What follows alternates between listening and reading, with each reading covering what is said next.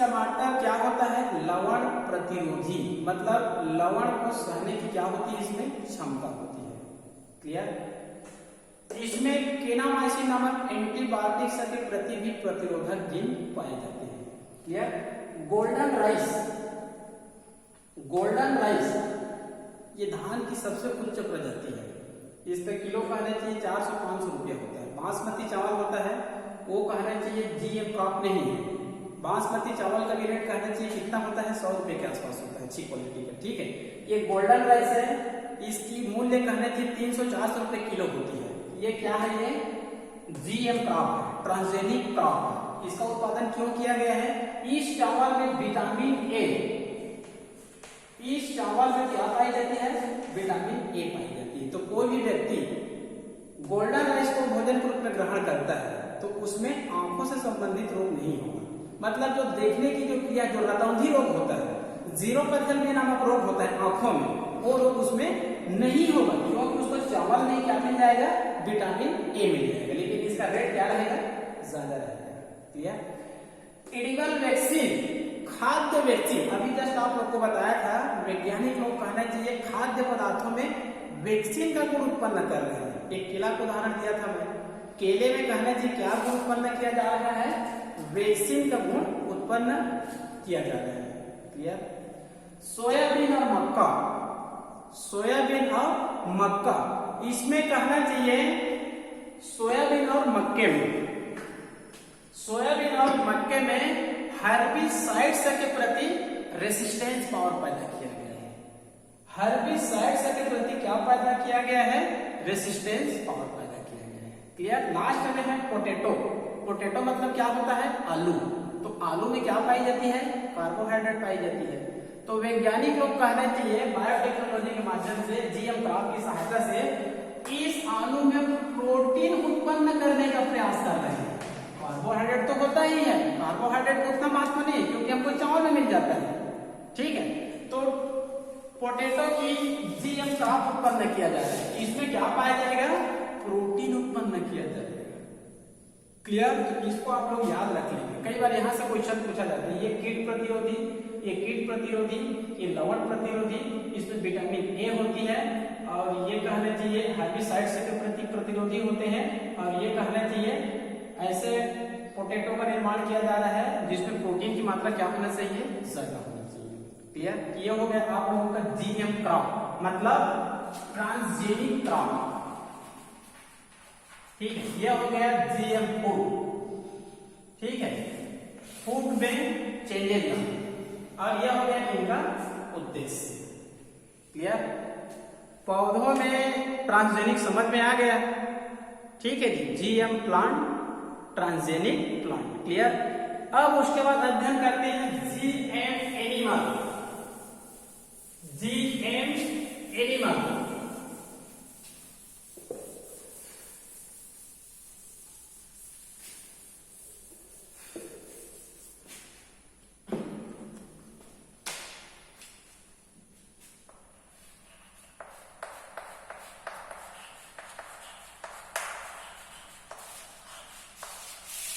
GM animal का शाब्दिक अर्थ यह होता है एनिमल के आनुवंशिक गुणों में परिवर्तन करना, एनिमल के आनुवंशिक गुणों में परिवर्तन करना।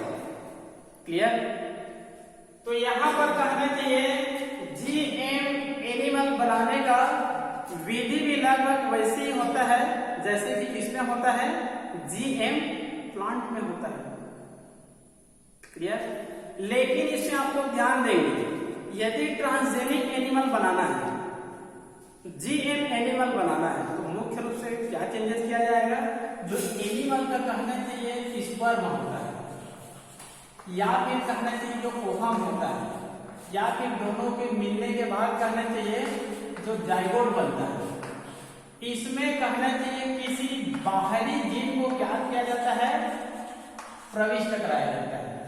क्लियर। मतलब हमको जीएम एनिमल प्राप्त करना है तो एनिमल का या तो स्पर्म या फिर ओवम या फिर इनसे मिलकर बने हुए जाइगोट, इस जाइगोट में किसको प्रविष्ट कराएंगे, जीन को प्रविष्ट कराएंगे, और किनके माध्यम से प्रविष्ट कराएंगे, वेक्टर के माध्यम से या तो इसमें प्रविष्ट कराएंगे या फिर इसमें प्रविष्ट कराएंगे। मतलब कोई भी बाहरी जीन को वेक्टर के माध्यम से या जाइगोट या स्पर्म या फिर ओवम इनमें क्या करा देंगे, प्रविष्ट करा देंगे। तो जो बनने वाली जो चाइल्ड होती है वो क्या चाइल्ड रहेगा, जीएम एनिमल रहेगा, ट्रांसजेनिक एनिमल रहेगा। क्लियर। उसके बाद इनका उद्देश्य बताने की आवश्यकता नहीं है मेरे ख्याल से, क्योंकि पौधे का मैं उद्देश्य बता दिया हूं। तो आप 12वीं के स्टूडेंट है, ऑटोमेटिक जीएम एनिमल का उद्देश्य तो जान सकते हैं। ठीक है जी, 2-3 मैं बताता हूं, ज्यादा नहीं बताता हूं। जीएम एनिमल उत्पादन करने का मुख्य उद्देश्य यह है कि जंतुओं की नई प्रजातियों का निर्माण करना, जंतुओं की नई प्रजातियों का निर्माण करना। क्लियर। और ऐसे नई प्रजातियों का निर्माण करना जिसमें उत्पादन क्षमता क्या होना चाहिए, अधिक होना चाहिए। क्लियर। ऐसे जीएम एनिमल का निर्माण किया जाता है जो हमारे किस कार्य का हो, रिसर्च में काम है, ऑर्गन ट्रांसप्लांटेशन में काम है। मतलब ऑर्गन का जब प्रत्यारोपण होता है तो कभी कभार आप लोग सुने होंगे जो मवेशी होते हैं या अन्य एनिमल होते हैं उनका भी ऑर्गन को मानव के शरीर में प्रविष्ट कराया जाता है। तो ये सब कहने चाहिए उद्देश्य है जीएम एनिमल प्राप्त करने का। कुछ उदाहरण बताऊंगा उसमें क्लियर हो जाएगा। तो यहाँ पर मैं आप लोगों को एक चित्र बताता हूँ, मतलब जीएम एनिमल का निर्माण कैसे करना है। अभी आप लोगों को पौधा का बताया था मैं, मतलब ट्रांसजेनिक पौधे का उत्पादन बताया था, उसी प्रकार से बहुत ही सिंपल चित्र मैं बता रहा हूँ जिससे यह स्पष्ट हो जाएगा कि जीएम एनिमल का उत्पादन कैसे हो। तो एक चूहा का मैं उदाहरण दे रहा हूँ। ठीक है, ये पुस्तक में है इस चित्र, आप लोग उसमें भी देख सकते हैं। तो देखते हैं कि एक ट्रांसजेनिक चूहा का निर्माण करना है और उस ट्रांसजेनिक चूहा में क्या गुण पाया जाएगा। क्लियर। इसको आप लोग एक चूहा मान लीजिए। ठीक है, ये नर चूहा है, मेल। इसको भी आप लोग एक चूहा मान लीजिए, यह है फीमेल। ये नर और ये मादा, दोनों के बीच क्या होती है, क्रॉस होती है, मतलब मैथुन की क्रिया होती है। इसमें शुक्राणु बनेंगे, इसमें अंडाणु बनेंगे। अंडाणु क्या हो जाएगा, फर्टिलाइजेशन हो जाएगा। तो फर्टिलाइजेशन होने के बाद इसमें क्या बनेगा, फर्टिलाइजेड एग। इसमें क्या बनेगा, फर्टिलाइजेड एग, निषेचित अंडे। क्लियर। निषेचित अंडे बन गया, मेल फीमेल दोनों के बीच मैथुन की क्रिया होती है, अंडाणु का निषेचन होगा और ये क्या है, फर्टिलाइजेड एग, मतलब निषेचित अंडे। ये निषेचित अंडे आगे चलकर किसमें परिवर्तन हो जाएगा, एम्ब्रायोनिक सेल्स, भ्रूणीय कोशिका। किसमें विकास कर जाएगा, भ्रूणी कोशिका, एम्ब्रायोनिक सेल्स में। अब ये जो एम्ब्रायोनिक सेल्स है, इस सेल्स को या इस सेल्स में हम लोग क्या प्रविष्ट करा देते हैं, प्लाज्मिड। क्या प्रविष्ट करा देते हैं, प्लाज्मिड, मतलब कल्चर मीडिया। ये कहना है कि ये कल्चर मीडिया का नामांकित चित्र है, इसमें द्रव है। तो यहां ले लेते हैं इस भ्रूणी कोशिका को, ठीक है, और ये प्लाज्मिड को ले लेते हैं और यहां पर क्या बनेगा, रिकम्बिनेंट डीएनए। यहां पर क्या बन जाएगा, रिकम्बिनेंट डीएनए। मतलब ये जो भ्रूणी कोशिका है उसमें क्या पाई जाती है, रिकम्बिनेंट डीएनए पाई जाती है। अब इस रिकम्बिनेंट डीएनए को एक तीसरा रेड सेल है, एक तीसरा कहने चाहिए चूहा लेते हैं, मूसक लेते हैं, इसको मैं लिख देता हूं सरोगेट मादा। इसको मैं लिख देता हूं सरोगेट फीमेल। सरोगेट फीमेल आप लोग शायद नहीं सुने होंगे या फिर सुने होंगे कुछ फिल्म में। सरोगेट फीमेल मतलब हिंदी अर्थ होता है किराए का कौन, किराए का कौन।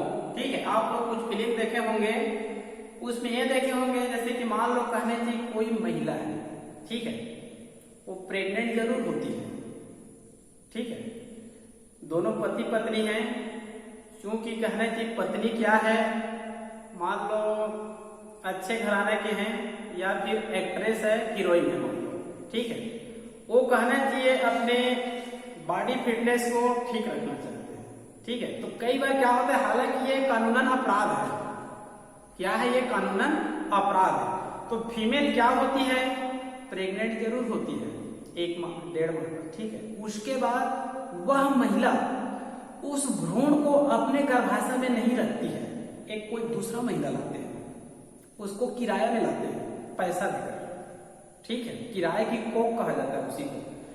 अब चूंकि वह महिला 25, 26, 27, 30 साल का है, मतलब मां बनने का गुण उसमें पाया जाता है, ठीक है। मतलब उसमें मेंस्ट्रुएशन साइकिल चल रहा है, मां बनने का समस्त गुण उसमें प्रेजेंट है। तो ये महिला, इनके गर्भ में जो भ्रूण होती है 1 माह 1.5 माह 2 माह का, उसको निकाल देते हैं वैज्ञानिक विधि से। और जो एक महिला है जिसको किराए का कोख कहेंगे, जिसको पैसा देकर लाया गया है 20 लाख 25 लाख 40 लाख जितने में भी तय हो, उनके गर्भाशय में क्या कर दिया जाता है, प्रविष्ट करा दिया जाता है। क्लियर। अब ये भ्रूण कहने चाहिए किनके शरीर में चली गई, सरोगेट मादा, किराए का कोख। अब वह महिला वास्तव में कहना चाहिए भ्रूण उनके शरीर में चली गई है। अब उसमें भ्रूण 1 माह 2 माह 3 माह 4 माह 6 7 8 9 धीरे धीरे बढ़ती जाती है। क्लियर। लेकिन उस महिला को, जो पारिवारिक दंपत्ति होते हैं, किसी को नहीं बताएंगे। यहाँ पर एक नाटक चलता है, एक खेल चलता है। जो महिला होती है जानबूझकर कहने की 3 माह होगा तो कुछ कपड़े रखकर समाज को बेवकूफ बनाने का काम करते हैं। 5 माह हुआ, 6 माह हुआ, 7 माह हुआ, धीरे धीरे कहना चाहिए कुछ नाटक करते रहते हैं। अब 9 माह हो गया, ठीक है। 9 माह जैसे होगा 280 दिन डिलीवरी के समय, तो जो माँ है और किराए की कोख वाली माँ है, दोनों हॉस्पिटल में एडमिट हो जाते हैं। और ऐसे हॉस्पिटल में एडमिट होते हैं जहां पर पब्लिक नहीं जाते हैं। क्लियर। पहले से बात हो रहा था हॉस्पिटल में उनका। अब जो किराए की कोख वाली जो माँ है वो डिलीवरी करती है, मतलब बच्चे को उत्पन्न करती है, ठीक है। लेकिन ठीक उसी समय ये जो वास्तविक माँ है, जिनके शरीर में पहले भ्रूण थी या फिर जो प्रेग्नेंट हुई थी, वो भी हॉस्पिटल में एडमिट हो जाती है। जैसे ही डिलीवरी होते हैं, उनके चाइल्ड को किराए के कोख वाली माँ से चाइल्ड को लाकर किसके पास रख देते हैं, माँ के पास रख देते हैं, और उसको पैसा देकर चलता फिरता कर देते हैं। क्लियर। तो इसी को क्या कहा जाता है, सरोगेट मादा, किराए की कोख। क्लियर। इसको हम लोग कई फिल्म में देखे हैं। इसको मैं इस कारण आप लोग को बताया हूं क्योंकि यहाँ पर शब्द क्या आ गया, सरोगेट फीमेल। हालांकि ये कानूनन अपराध है, ठीक है, लेकिन कुछ मामले में इसको वैध किया गया है। क्लियर। अब देखिए, ये मेल ये फीमेल फर्टिलाइजेड एग एम्ब्रायो से प्लाज्मिड की सहायता से रिकम्बिनेंट डीएनए प्राप्त करते हैं। अब ये जो भ्रूणी कोशिका है, इनके शरीर में प्रविष्ट नहीं करते हैं, एक दूसरा चूहा लेते हैं, दूसरा मूसक लेते हैं। क्लियर। जिसको हम लोग बोलेंगे सरोगेट मादा। तो इनके यूटेरस में क्या कर देते हैं, प्रविष्ट करा देते हैं। अब यहाँ पर भ्रूणी विकास होगा, और भ्रूणी विकास के बाद कहना चाहिए यहाँ पर किसकी प्राप्ति होगा, चूहे की क्या होगा, प्राप्ति होगा। 2 है तो 2 चूहे की चित्र बनाना है, 4 है तो 4 चूहे की चित्र बनाना है। क्लियर। तो यहाँ पर जो चूहे की उत्पत्ति होती है, ये कौन सी चूहा है, ट्रांसजेनिक चूहा है। कौन सा चूहा है, ट्रांसजेनिक चूहा। मतलब इसका गुण इनके गुणों से भिन्नता पाई जाती है, इनके गुणों में भिन्नता पाई जाती है, आनुवंशिक गुणों में। इसी कारण इसको क्या कहेंगे हम लोग, ट्रांसजेनिक चूहा। क्लियर। बाद में एक टेस्ट करने की विधि है, साउथर्न, एक विधि है साउथर्न ब्लॉटिंग टेस्ट।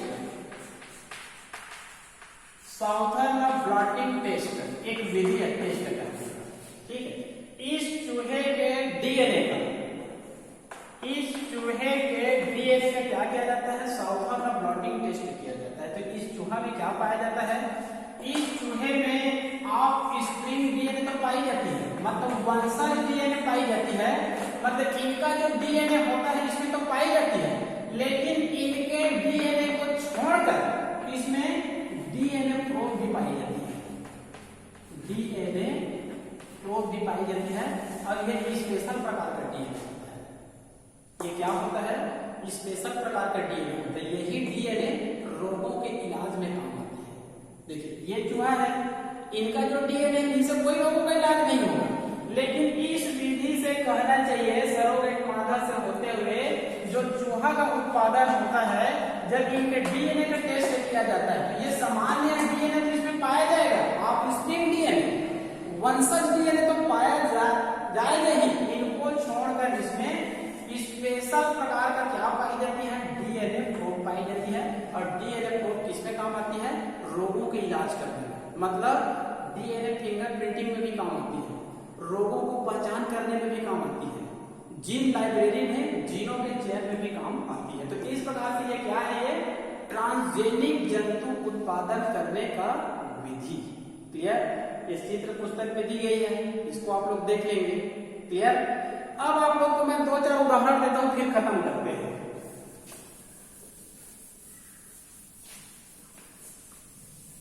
ट्रांसजेनिक जंतु का 2-3 मैं उदाहरण बता रहा हूं, ठीक है जी। पहला है रेड, सही है। दूसरा है सुअर का भी किया जाता है, ठीक है। तीसरा है काऊ, शीप, गोट,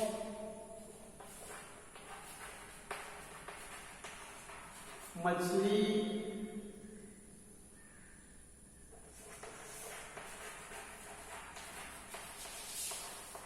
मंकी, इन सब का कहना चाहिए ट्रांसजेनिक जंतु बनाया गया है। क्या बनाया गया है, ट्रांसजेनिक जंतु। एक उदाहरण बता रहा हूं, इस चूहे का ट्रांसजेनिक जंतु क्यों बनाया जाता है, चूहा हमारे लिए क्यों महत्वपूर्ण है, ठीक है। अभी एक चित्र द्वारा बताया था, इस चित्र में मैं बताया था उसमें स्पेशल प्रकार का डीएनए पाया जाता है। क्लियर, वह डीएनए क्या होता है, मेडिसिनल डीएनए होता है। एक दूसरा और उपयोग बता रहा हूं चूहा का, इनकी सहायता से ह्यूमन ग्रोथ हार्मोन का निर्माण किया जाता है। Human growth hormone, human growth hormone, मानव में ह्यूमन ग्रोथ हार्मोन का नाम क्या होता है, STH, सोमेटोट्रोपिक हार्मोन। क्लियर, हमारे शरीर में ग्रोथ हार्मोन की उत्पत्ति यहां से होती है। ब्रेन के बगल में एक क्या होती है, पिट्यूटरी ग्लैंड्स, पीयूष ग्रंथि। पीयूष ग्रंथि के अग्रभाग से ग्रोथ हार्मोन का निर्माण होता है, वृद्धि करने वाले हार्मोन का निर्माण होता है। क्लियर, आजकल प्रत्येक व्यक्ति अपना हाइट को बढ़ाना चाहता है, ठीक है। तो जिनके शरीर में ग्रोथ हार्मोन नहीं पाया जाएगा, जिनके शरीर में ग्रोथ हार्मोन का निर्माण कम होगा, वह व्यक्ति बौना हो जाता है। क्या हो जाता है, ड्वार्फ हो जाता है। जिनके शरीर में ग्रोथ हार्मोन का निर्माण ज्यादा होगा, वो आवश्यकता से लंबे हो जाते हैं, उसको एक्रोमेगेली डिसीज कहा जाता है। तो हमको ना तो ड्वार्फ नहीं होना है, ना एक्रोमेगेली नहीं होना है। तो हमको कहना चाहिए, मान लो किसी के शरीर में ग्रोथ हार्मोन की कमी हो गया तो बौना हो जाएगा। तो इस कमी की समस्या को सॉल्व करने के लिए वैज्ञानिकों ने बायोटेक्नोलॉजी के माध्यम से इस ग्रोथ हार्मोन का क्या किया जाता है, आर्टिफिशियल रूप से निर्माण किया जाता है। तो कैसे निर्माण किया जाता है, इस ट्रांसजेनिक चूहे के माध्यम से। क्लियर, अगला अध्ययन करते हैं, थोड़ा सा 1 मिनट ब्रेक लेते हैं, उसके बाद जस्ट पढ़ाई करेंगे, ठीक है।